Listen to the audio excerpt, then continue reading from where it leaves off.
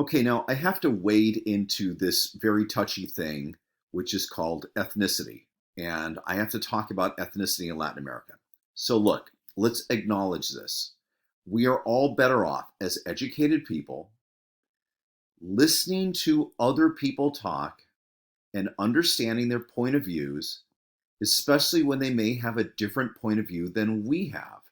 Because people's personal history, their family history, their cultural history differs. And we would all do each other a favor by being patient and trying to understand why different people would have different views about the same thing. So let's go through this. And remember, I realize I am walking on eggshells as I go through this, but this really matters in Latin America. And of course, it matters in the United States as well. So let's start with this. What do Latin Americans look like? Well, keep this in mind. What people look like, including what the tone of their skin is, what their hair looks like, what their eyes look like, the way they speak, all of these things have been used against people really throughout history. But if we're talking about in the colonial era and the post-colonial era of the Americas, this has really been something that's been used to define people, and in a lot of ways to set up a stratification that then puts certain people at the top and other people in the middle and then other people down at the bottom. This exists in Latin America. It has existed in Latin America. It, of course, exists in the United States, and it has been existing in the United States. So let's acknowledge that this is a case as we go through it. Well, like the United States, Latin America is complicated. So I don't know what you think Latin Americans look like, but Latin Americans are like Americans. They look like everything because it is, just like the United States, a place where people have come from all over the world and settled there and then mixed. And like the United States, other than in cities, there is, of course, less diversity. When you're in a city in the United States, an urban area, there tends to be greater diversity than when you are in the outlying areas, the rural areas, the hinterlands. Latin America works exactly like that. The cities tend to be diverse. When you get outside of the cities, the diversity diminishes. So what is ethnicity? Well, it's complicated and it's a little sketchy because, as I said, it's been used to hold people down in many cases. But it's, of course, based on family and physical and cultural characteristics and what you identify as. If somebody asks you what you are, how you identify, it's passed on through generations from family members, of course. It's tied to national origin. And I guess you could take an Ancestry DNA or a 23andMe or any of the rest of these things that tell you what your DNA is, and you could sort of figure it out and put your finger on it. Let's take the case of me, all right? Me. So I did Ancestry DNA, and it turns out that I'm mostly Irish and French. My last name is a French name, Quarter. I also have some British Islander in me, and lo and behold, I'm a tiny amount Native American, as an Indigenous American. So my own history has multiple national origins and 2 continents involved in it. If you think about your history, it probably is relatively complicated as well. This is who we are as people. We mix. And in the United States, it really happens. And of course, in Latin America, it has happened for 550 years as well. So let's talk a little bit about Latin American mixing. Of course, in Latin America, there are indigenous people. There are Europeans, people of European ancestry, in other words, people of African ancestry, people of Arab ancestry, Asians, Jews. All of these people, just like in the United States, exist in Latin America. Now, the use of terminology can be very sketchy, but I want you to understand this first. Spanish, of course, is a gender-inflected language. So there are masculine and feminine nouns and adjectives that go along with that. And in fact, many languages, maybe even most languages in the world, have masculine, feminine, and in some cases, neutral nouns. In English, we don't really have that. So when we try to apply our way of thinking and our way of speaking, and remember, our thought process is tied directly to language, we try and do that and put that on other people, you really begin to wade into dangerous territory. So there are these 3 terms, mestizos, mulattos, and zambos, okay? These are not really great terms. They were terms that really came about during the colonial era. There are terms that have been used to oppress people in Latin America, but nevertheless, these are terms that still get used in Latin America, and many people use these terms in Latin America, and they don't have any real sort of tinge to them. They're just descriptions. But I want you to know, I'm not going to hold you to these terms on an exam, but I want you to know that in Latin America, these terms exist. They aren't really good terms to use in the United States. I would even consider them mostly to be kind of bad terms to use in the United States, but they exist in Latin America, and so I want you to be aware of them.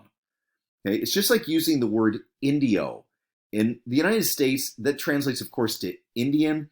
Many people who are indigenous in the United States use the term Indian to describe themselves.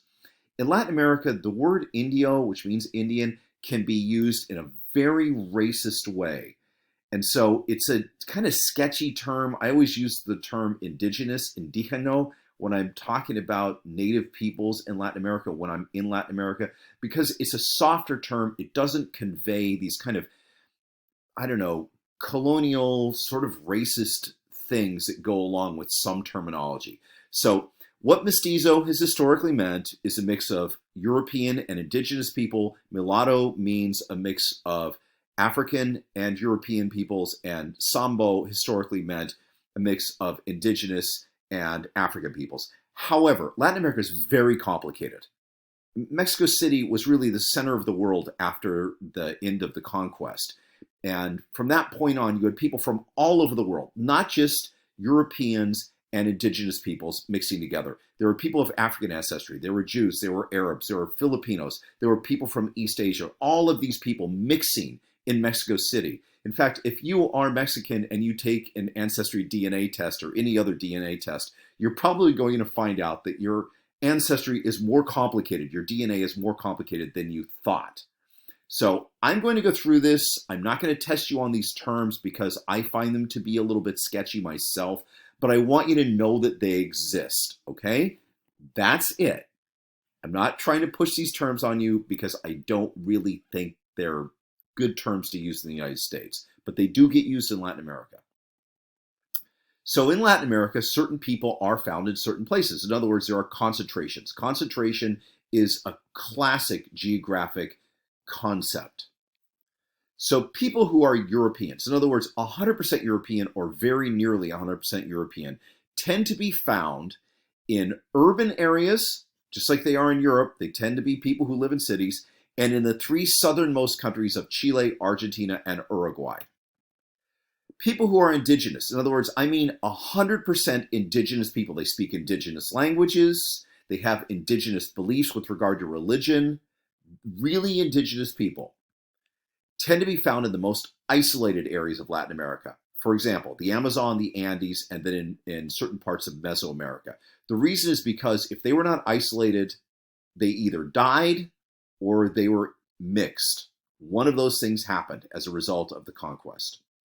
And then people of African ancestry tend to be found in the West Indies and then the east coast of Latin America. And of course, this is tied directly to slavery and the forced importation of people from Africa to work on plantations, which happened in the United States, but also happened in Latin America, especially in the West Indies and then along the east coasts of Latin America. And then mixed people, people who are of indigenous and European, and then probably multiple other things as well, are found throughout Latin America. There is no country that doesn't have groups of mixed people, and many countries like Mexico or El Salvador are majority mixed people. So if we take a look at these maps, first of all, the map on the left, these are, where you find quote unquote Europeans, so people of 100% European ancestry, tends to be in the big cities. You can see Sao Paulo, La Paz, Lima, Mexico City, Havana, Caracas, Bogota, places like that. They tend to have concentrations of people of European ancestry. And then those three southern countries of Chile, Argentina, and Uruguay, which you can see on the right-hand side. The reason those three southern countries is because there were not a lot of indigenous people living down there, and they either died off or were changed into mixed people relatively quickly. Then the primary indigenous populations are in these three places. The Amazon, because the Amazon is a very isolated place. There are still people who are considered to be either non-contacted, uncontacted, or only semi-contacted indigenous people living in the Amazon. It's kind of awesome if you think about it.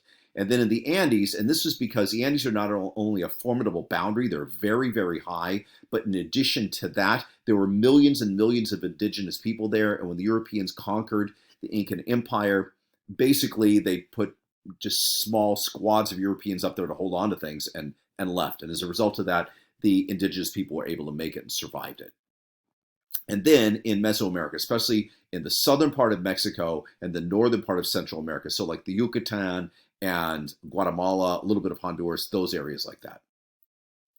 And then people of African ancestry, as I said, tend to be in the Caribbean. So you see on the West Indies islands, so Cuba, Dominican Republic, Haiti, the Grenadines, Grenada, Barbados, places like that.